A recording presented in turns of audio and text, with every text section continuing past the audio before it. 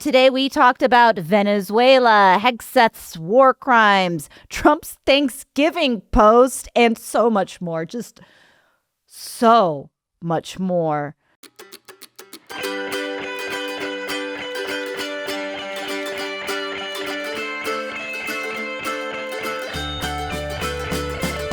Oh, hello. Welcome back to Even More News, the first and only news podcast. My name is still Katie Stoll. Yes, it is. Hi, Katie. Hey, we're falling back into the news hole. Welcome to That Is Not the Name of the Show. Even More News. I'm Cody. Hi. Good job, Cody. Hi. Jonathan also is here. Yes. Hi. Made it. Made it back. Yes. It's happened. We all into this. made it We've arrived. back into the void. We took a week off, and the amount of news is absolutely crushing because now we got to catch up. We got to play catch up. Okay. I think we should reference Venezuela right now for, and we can still talk about some of this stuff, but for our some more news viewing audience, we've got an episode coming out this Wednesday about Venezuela and all of Trump's threatening to invade them. And of course, we shot this 2 weeks ago knowing it was not going to come out until after the Thanksgiving break and that there would be a lot of stuff that is happening. Likely related. The idea would be, if that episode wasn't coming out, we'd probably dedicate this entire episode to Venezuela stuff. But since it is, and we'll continue talking about it, I think we just want to reference this very interesting disconnect between Defense Secretary Pete Hegseth and President Trump about whether Hegseth ordered the U.S. military to go back and murder a couple of people who survived an initial strike in the ocean, which would, of course, be a war crime. Reporting suggests that he did, in fact, do that. And then his social media posts have indicated that he's fine with that. And then Trump, when asked about it, says, well, I don't know anything about that. He says he didn't do it. The Mike Johnson move, yeah. I don't know that happened. And Pete said he did not want them. He didn't even know what people were talking about. So we'll look into it. But no, I wouldn't have wanted that. Not a second strike. The first strike was very lethal. It was fine. And if there were two people around, but Pete said that didn't happen. Yeah, it's messed up. It's so, what a obvious war crime this is to have done if they did it, which they probably did, because they talk about how they like to do war crimes all the time. Hegseth's whole thing is that we need to fire all the lawyers who tell us when our actions are war crimes so that we can do war crimes. His whole vibe, his whole deal is to be able to do this kind of thing and get away with it and say, yeah, we're America. We do what we want and we're strong and this is how we get things done. So to be like, no, I mean, I didn't do that, maybe. But also, yes, I did. Here's my weird meme about how we just blow up whoever we want. It's messed up and expected. And he should be tried for crimes. But we don't do that. And maybe someday. When was the last time a Secretary of Defense got court-martialed? I feel like we've kind of abdicated our responsibilities here long enough where we're not allowed. We just can't do it. Who are we? What? Yeah, what mechanism is there to hold these people accountable, especially if they get the expected presidential pardon on the last day? Everything about this is illegal. This is a war crime. We shouldn't be at a war. He's trying to create a war. But even if all of these boats are exactly what they say that they are, which we're supposed to just to accept without evidence, even at that, these are just people. They aren't the people in charge of, the trafficking. These are people on boats. Is that a reason to? It's murder. It's murder. It's murder. There isn't a way to frame this as anything other than murder and a war crime. There just isn't. Yeah, we're not at war. We're doing war crimes. And the thing about that is it's not exactly like Trump has broken down barriers and changed things in America a lot. This part's not new. They've been doing war crimes for decades. They're not going to be held accountable. Yeah, exactly. That's the thing. Like we've sort of shirked our responsibility so much and sort of accept like, yeah, we do war crimes. We're the war crime country. We're one of many. Okay, we're not the only one.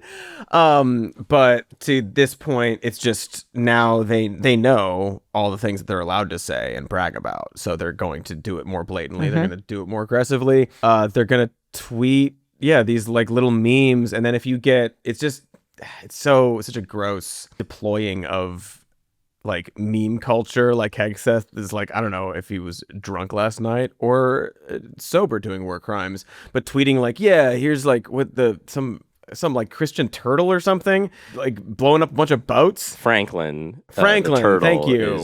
Franklin. Is the blowing up boats, fake and children's it's like, story. And then if you're like, well, that's kind of fucked up. Actually, you're sort of bragging about war crimes using this like beloved like moral turtle character. But if you point like that's actually fucked up, well, you're just whining about a meme. It's just a meme is what they say, but the meme is referencing the war crime. So the actions they do. But because everything's online, it's all memes now, and this is the podcasting government, they are allowed to make that sort of barrier between reality and like any criticism, because like, well, it's just a meme. You're mad at a meme. No, I'm mad about the war crime. You posted a meme about the war crime.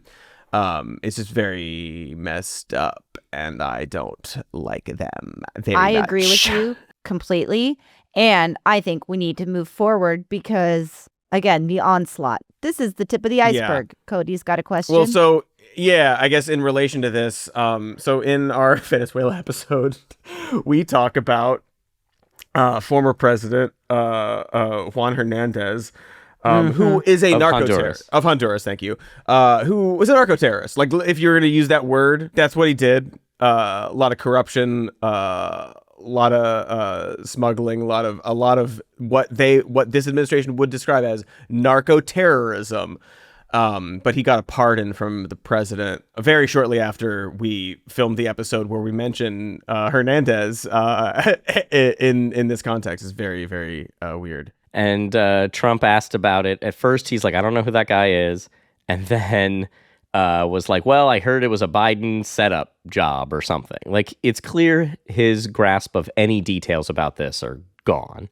It's so, they're all just, every day he's just saying something where it's like, okay, that's related to like another news story that I guess you kind of heard from somebody else, but you're relating it to this. You don't really know what's going on. You don't know who you're pardoning. You don't know why. You're being told what to do. You're kind of being cucked, sir. You are kind of being cucked, sir. And whether he actually is or isn't, or that is the line that he uses that all of them use to wiggle out, oh, I don't know anything about that. I've been told this. I've been told that, X, Y, Z.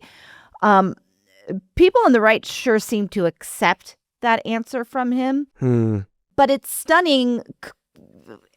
I mean, it is just at face value. It's so maddening. But especially with this whole auto pen declaration of how everything that Joe Biden signed with an auto pen is now invalidated. First off, can you do that? But second, I just need to make this point, and it's an obvious one, but the rationale behind this is that Joe Biden just signed what people gave him, and that's why it should be considered illegal. What are you doing then? If you're saying, I don't know, this is just what was given to me, isn't that the same fucking logic? And by your logic about Joe Biden, shouldn't we all be alarmed at your obvious declining health and the lies around it? Shouldn't we be alarmed? He took that test. He decided to take the cognitive test, and he took it, or as he calls it, an IQ test. And he did a really good job. I did perfectly, which you could never do. Exactly. Because you're all stupid. His MRI, he doesn't know what part of the body he was MRIing. Who even knows? His idea. For those kinds of details, you're playing 18-dimensional chess around the world. You don't ask, what they're MRIing in your body. Whatever it was perfect. It was perfect, and that was a sleepy time, nap time.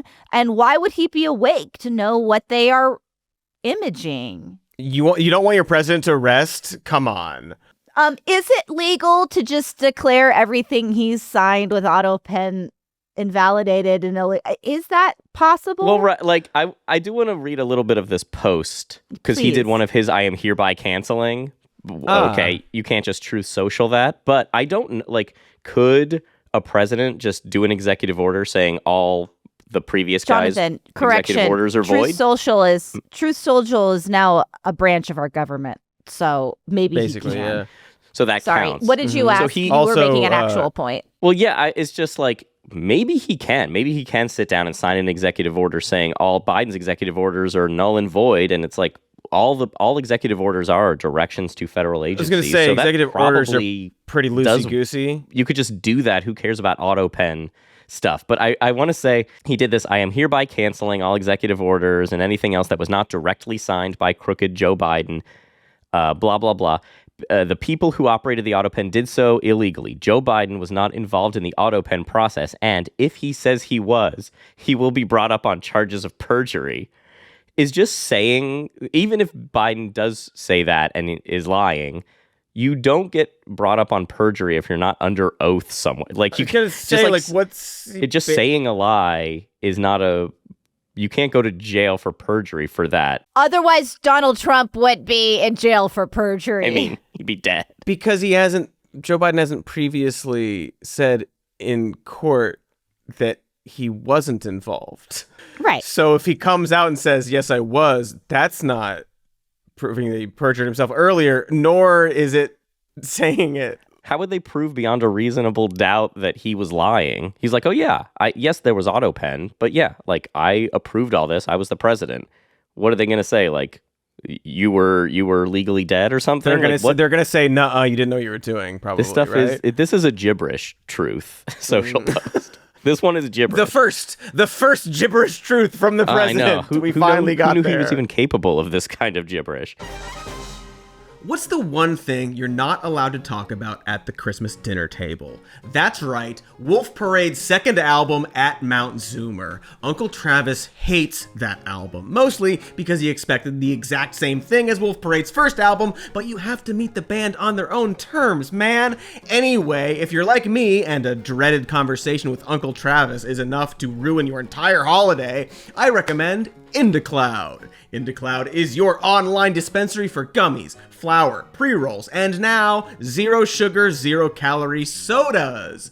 All federally legal, THC, DEA certified, lab tested, shipped discreet. The first time I tried an IndaCloud soda, it was just after I rapidly defended 11-minute album closer Kissing the Beehive when Uncle Trav threw a glazed ham at my head. A few moments later, it was as if Santa's elves themselves had come and blessed our family gathering with their blessing claws. I was calm, collected, and finally able to consider, I suppose, how overproduction may have distracted from the simple ethereal beauty of Dan Beckner's hooks, you know? And with $70 ounces, you will have plenty of loonies and toonies left to stock up on other Canadian indie and post-rock classics.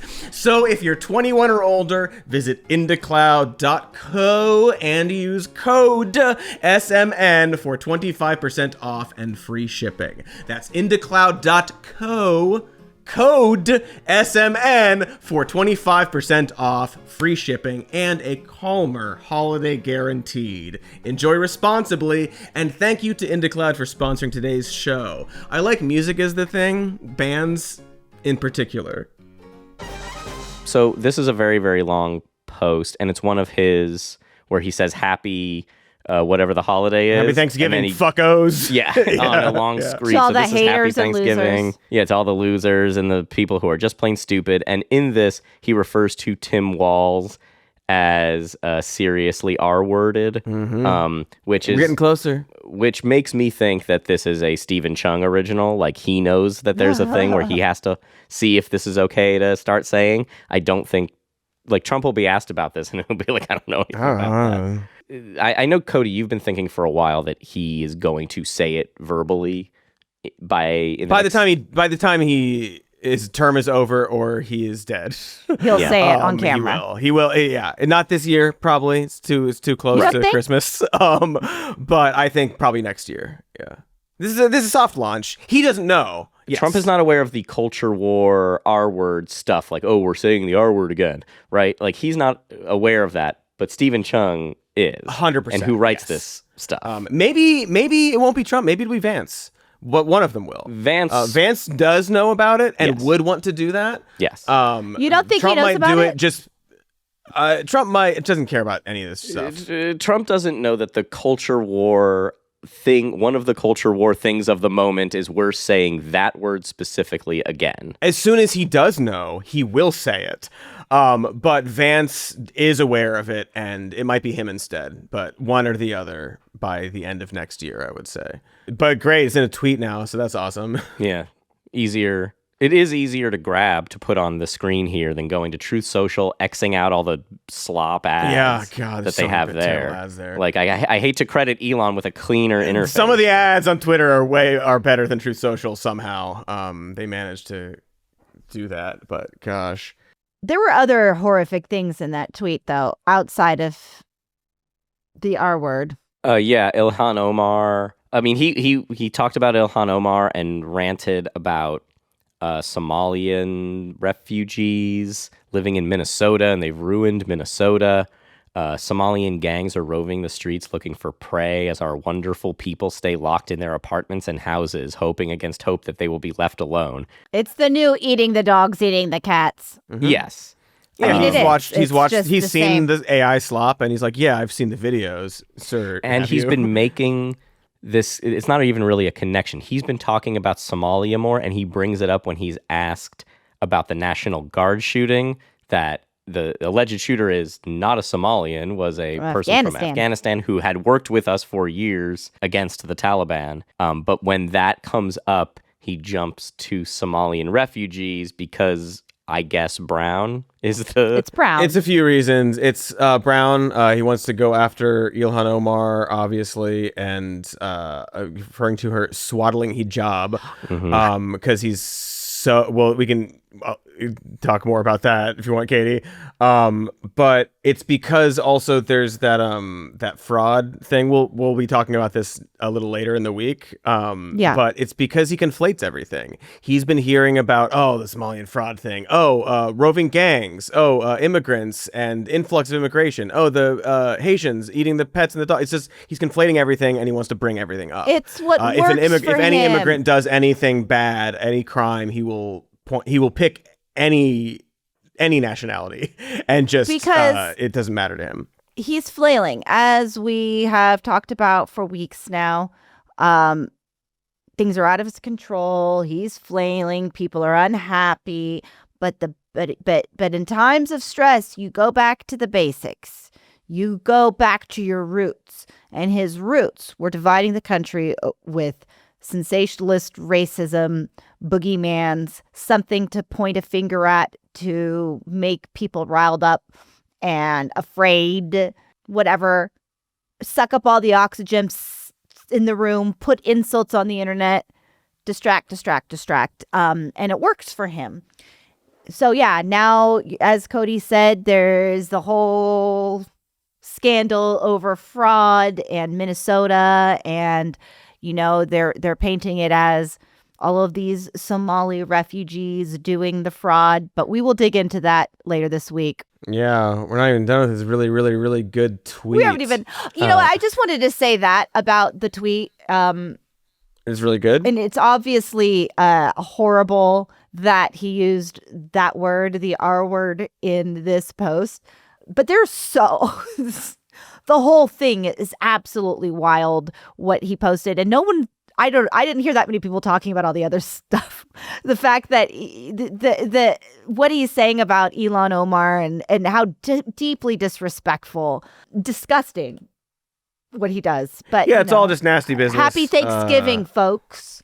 And like just turning it all into like, especially like on Thanksgiving, it's so many things you can say about that.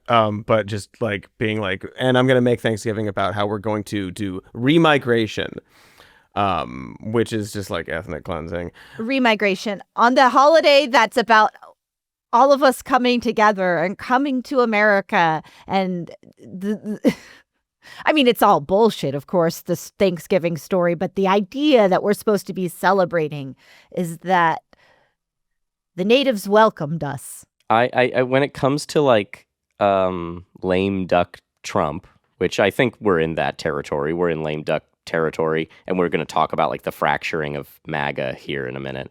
I'm wondering if he is so insulated and fed these polls. You know how he says like I have the best numbers I ever have, when it's so like staggeringly untrue, and he has the worst numbers that he ever had, even in his first term. If that is because he's literally being fed false information, or he just doesn't care and is just going to keep going after his enemies, keep doing the corruption stuff. Like, he doesn't really care about trying to like right the ship governing wise. Oh, yeah. But he might legitimately not know how bad things are going for him in public. And he might not understand why MAGA is fracturing, why people like Marjorie Taylor Greene are straight up quitting. Marjorie Taylor Greene has announced that she will Marjorie Taylor resign. Brown. Marjorie Taylor Trader Yellow. Brown. Because she's a coward, right? 'Cause she's a Coward. coward running for the hills. Brown Yeah, because she grass has- rots, apparently. Yellow because coward. Yeah. Blue because she's sad. Red because she's angry too. Rainbow because she's now an Indigo, ally. violet. No. Indigo, violet, blue, indigo, yellow, green. Anyway, Marjorie Taylor she's Indigo resigning. because she needs to go And away. green because she's so envious of Donald Trump. Let's keep interrupting Kate. She's resigning What are other colors? in January. She's resigning. And apparently this is the tip of the iceberg. Guys, I love your banter. That's fun. I just thought we were moving forward, and I had to We are. stick to my guns. We're moving Marjorie forward Taylor because the Fuchsia, light 'cause is she should green. Fuchsia off. Fuse off or fuse with the MAGA movement. What were you going to say, Katie? Marjorie Taylor, aren't you glad God, no. you quit? Yes. Got her. We got oh, it. Got her. So good. And Take that. Scene. Goodbye, everybody. We're done now. Have a Moving great- on. It's been so long since I've done she quit. improv or She- anything like it. You guys are good. Oh, She quit. No. It comes back to you. It's like she quit. it's like riding an she's- exercise bike. Because she's yellow, yeah. So she posted this big thing about how she's quitting, leaving Congress after her, I guess, 5 year. There's a 5-year Congress pension vesting period. So she'll get some Oh. money. She'll get the She got, like, the retirement money. It's like a few $1,000s in 12 years or something like that. So she's going to leave on Great. January 5th. Who doesn't She's want a done. few She's not $1,000 even not running for in a few re-election. years? She's just donezo. She ain't Dunzo. yeah, I would mean, love she that. is. That And does check any day now. her- Any day. Any day. Her explanation was very much like using language to indicate that like QAnon stuff was never true. There is no 4D chess. Nothing that they want is going to happen. And it seems like she realized Trump's a con man. It took this long, but she recognized it, and now she's just out. I think she's always known he's a con man. She's just seeing the winds change and is looking out for her own future. But regardless, she has publicly, I'm sure you believe that as well. I don't see how she could have believed that he was anything other than what he was. It just doesn't suit her ambitions anymore to go down with a sinking Maybe. ship. That's what I think. I think Yeah. she's going to run for something else. She might. I don't know. It's still unclear because she is like a grifty fraudster weirdo. Again, she started her career by harassing Parkland shooting victims and like in public and then posting the videos of it proudly. So she's definitely a character. One thing she also mentions in her statement is like all the stuff that she, like you're saying, like, well, Trump didn't do anything we said. We're not doing all the things I want. And she listed off all the bills. And it's like, I don't know. It's just a list of like, yeah, we haven't kicked out enough immigrants. We haven't like demonized trans people enough. We haven't done all my evil shit enough. And Trump doesn't want to do my evil shit. So I'm quitting. And I just wanted to point that out because it's framed like, oh, the far left is welcoming Marjorie Taylor Greene with open arms. No, that's not happening.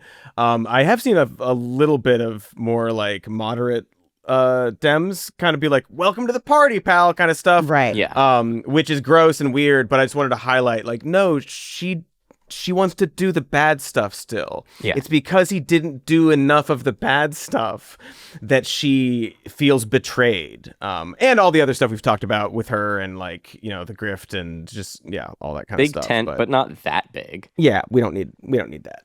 We don't need to do that. Strong floor, no ceiling. What is it? That the phrase that they're trying to go with is strong floor, no ceiling. But there should be like, maybe there's a ceiling. When I say they, I mean Hakeem Jeffries and literally like two Democrats. people. Yeah, like it's just Hakeem Jeffries and Matt Iglesias. Matt Iglesias, yeah. That's it. So, but Marjorie Taylor Greene says, like, this is the tip of the iceberg. Essentially, MAGA is fracturing. There will be more to come. Representative Troy Nehls says he won't run for re-election. He's a prominent, semi-prominent MAGA Republican in Congress. Yeah, I mean that's kind of like he was. Point this out earlier. He during Biden's last State of the Union address, he wore a Trump mugshot shirt that said like what it say, like, we're never going away, or come and take it, give me the business. I forget what it said, something stupid. The point is, we have not seen this kind of fracturing in the decade that it started. This is also, by the way, a prominent theme in the new Knives Out film Wake Up Dead Man, interestingly enough. Without spoiling anything. I haven't seen that yet. Didn't even know there was a new one. No one does. They've done a terrible job. Netflix has. When I first started my ambient music podcast, Stolected Ambient Works Volume 2, it felt like I had to do everything. Logos, recording schedules, props, setting up the Moog synthesizer. It was overwhelming. And finding the right tool that simplifies everything can be a game changer. For millions of businesses, that tool is Shopify. Shopify is the commerce platform behind millions of businesses around the world and 10% of all e-commerce in the US. They have ready-to-use templates to create a beautiful and professional online store that makes my listeners believe that Brian Eno himself is behind the keyboard. You can easily create email and social media campaigns wherever your customers are scrolling. And they have world-class expertise in everything from managing inventory to international shipping to processing returns. Running a business is now as relaxing as a double album from Stars of the Lid. So turn your big business idea into with Shopify on your side. Sign up for your $1 per month trial and start selling today at shopify.com/more news. Go to shopify.com/more news. Nifty sound.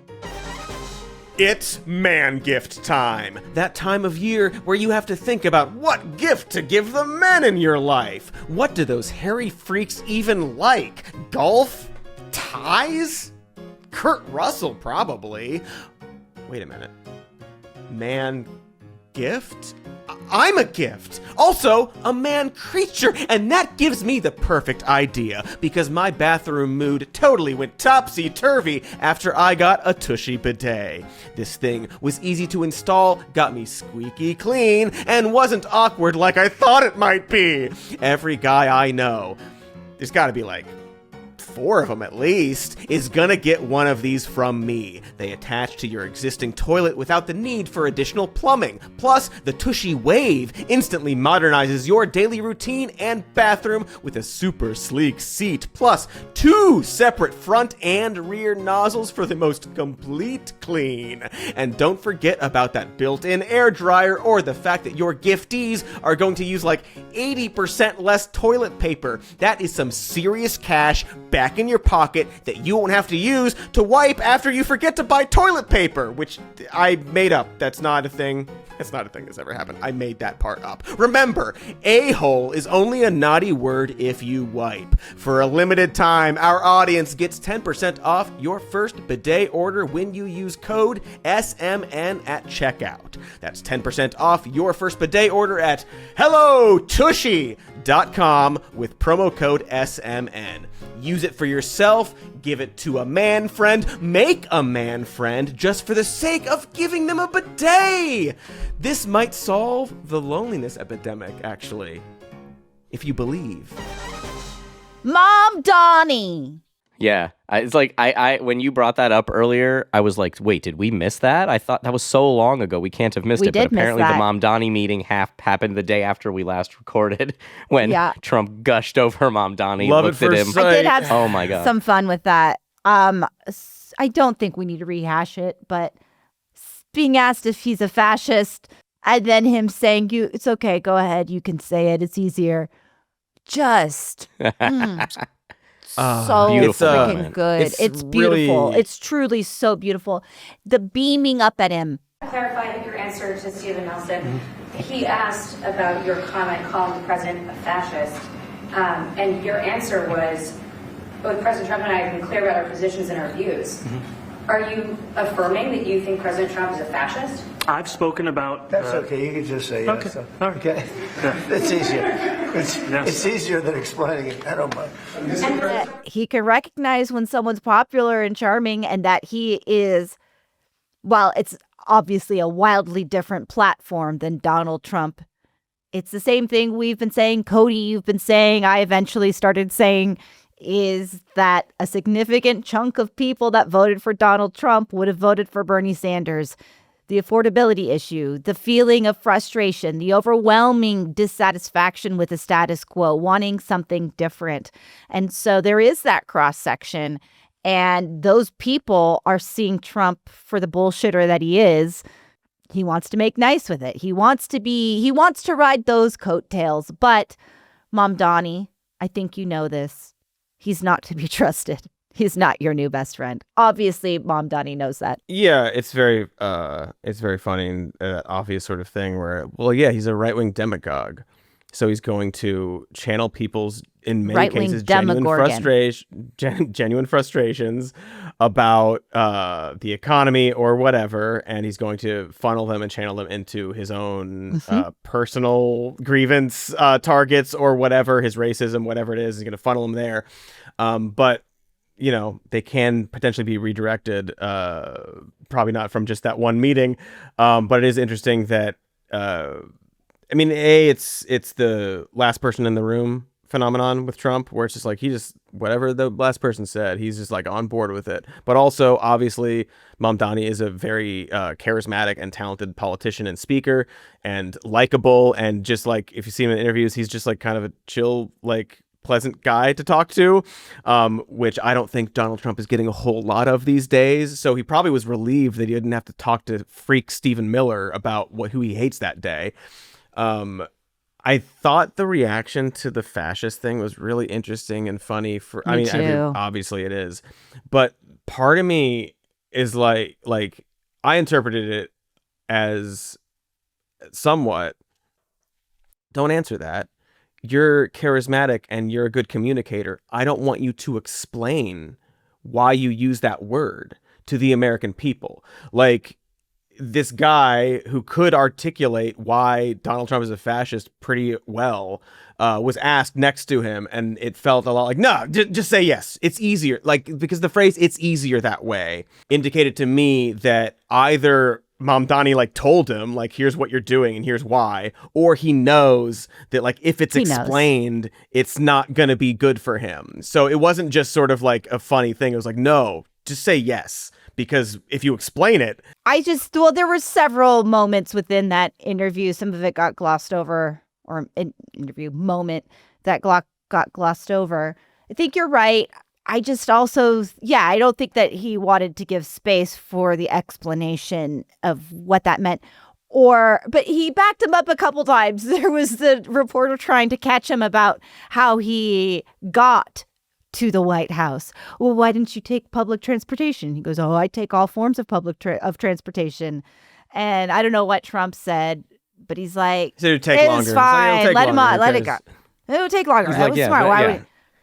Yeah, leave He's like, my don't leave, do this. leave my He's trying new to son signal, alone. don't But I do this think to that my guy. mostly what I'm trying to say is for him having this be a pleasant experience works better for Trump than letting it get derailed into some sort of aggressive or contentious sidebar, which obviously he's not afraid of doing all the time whenever he wants. He loves to make things contentious.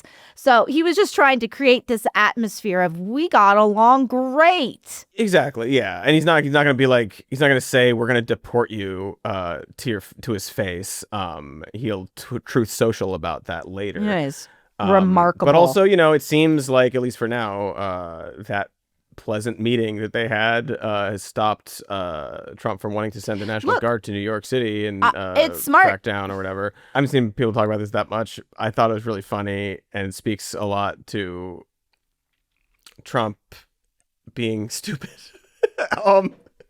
There's a portrait of FDR that they took photos in front of, and they talk about it in the interview. FDR is, I believe, Mamdani's favorite president, or at least one of them, because of the New Deal, things like that. And they bring it up, and Mamdani talks about, I noticed when we were in the meeting, I noticed that there was this portrait of FDR, and Trump, of course, jumps in. And he's like, yeah, I found that. I was in the archives, and I was like, that's the one. I found it. One thing I also appreciated is in our meeting to appreciate a portrait of FDR and the incredible work that was done with the New Deal, and also in thinking about what it can look like when the federal government and New York City government work together to deliver on affordability. It can be transformative. We have a great portrait of FDR that I found in the vaults that was missing for years. I found it, and I put it up. He's a Democrat, to the best of my knowledge. He's a Democrat. And when the mayor saw that portrait, he said, "Sir, do you mind if I have a picture taken by that portrait?" It's an amazing portrait. I hope the picture comes out good. But it's an amazing portrait in the cabinet room. So he's a big fan of the New Deal, I guess, and of FDR. Yes. He was Christopher Walken in Severance. Yes, exactly. It's I found a great portrait of Keir. I told him to bring it up, and now you're enjoying it too. You guys both did a pretty good job. Mine's not so good. Hey, No, I think we can do a whole episode I like think this. that's the one. But so he did that, and I thought that was funny. Obviously, he's taking credit because he needs to make you saw the portrait because I'm the brilliant portrait finder. But then he starts talking about FDR, and he says, I forget the exact quote, but Trump says and I found out, we were talking about FDR. Apparently, he's Zoran's favorite president. A Democrat, if I believe so. I think he and there's a moment I think he's a Democrat, and then he's and apparently likes things he did, he's been the New Deal and things like that. And the way he talked about it, the way he described it, communicated to me that Trump didn't know what the New Deal was, or that it was a thing. It seems Do you to me. actually think that he would? It seems to Is that me surprising? in that meeting, Zoran was like, "Oh, is that FDR?" He's like, "Yeah, I found it." And then Zoran explained why he likes FDR to Trump and explained "Oh yeah, he did this for workers and did this and these programs, the New Deal." He talked about the New Deal, and Trump was nodding along "Wow, Cool. That sounds really cool." He sounds like a really likable, a well-liked president. And a guy How who many was, terms? He did considerable stuff, right? He made He his got things mark. done. He made And his that's mark. what Trump wants to be. So he's I like where you're getting with this. And FDR he did it did a lot of aggressively. stuff. He My didn't care favorite Democrat, president, Republican, too. or- 100%. Well, did all these programs for people and really worked it to get it to happen. He and just this idea of oh, I could do that. I could be the New Deal, huh? Of a beloved president. And it was just there's a part of me that thinks that when he was calling the Green New Deal the Green New Scam, I don't think he knew that it was referencing the New Deal. I think he No, it was I a don't new think he did phrase to either. him. Just the way he talked about FDR in that moment seemed so Mamdani taught you about FDR in that meeting. It seems like. Well, and the word deal is big for him as well. Like he Yes. wants to do his great. Exactly. He'll be like, I'm introducing the great deal, which is just all the stuff. Yeah, the brand new deal. You know, whatever it is, Right. You could see a different version of Trump that sees FDR and goes like, I should do that. I should do stuff like that. Instead of the evil stuff that I'm he not doing is enough continually of doing. for. Yeah, exactly. Anyway, those are the two things for me from the Mamdani thing. I just thought like the way he talked about the New Deal was really, really, really funny. Okay, well, I think that's enough for today. We're all easing back into things. We covered a lot of territory. Don't worry. Yeah. Don't worry. We'll be back later this week. We'll cover even more territory, especially if you like and subscribe. Oh, please do. I mean, we're going to be back anyway, but if you like and subscribe, you won't miss a thing. Don't want to close my eyes. I don't want to fall asleep because I miss you, babe. Amazing. And I don't want to miss a thing. Crazy. Just like that. That's the... Amazing. Because even when I dream of you. But I would have liked... I'm not going to try to sing it. You're much better, but it could be... I want you to subscribe because you don't want to miss a thing from Somewhere News. Mm-hmm. Did I improve it? Yes. Whatever you Okay. did was an Thank improvement. News with us and Katie. No, news with us and Katie. News with us and Katie. Wow. News with us and Katie. Katie. No, wow. News with us and Katie. Ooh, Cody, I love it. I'm Yeah, gonna be news doing with this us a and lot. Katie. I like. I'm the happiest I've been all day. Perfect. This is a perfect Excellent. place to end it. Folks, we have fun here, don't you know? Also, don't Sometimes. forget that we love you very much. Amazing. Much. This ad is brought to you by Vive Healthcare, the makers of Apritude, cabotegravir. You never skip your SPF, and you carry hand sanitizer like an accessory. But what are you doing for HIV prevention? One way to help protect yourself from HIV is Apritude, a prescription medicine used to reduce the risk of getting HIV in adults and adolescents weighing at least 77 pounds.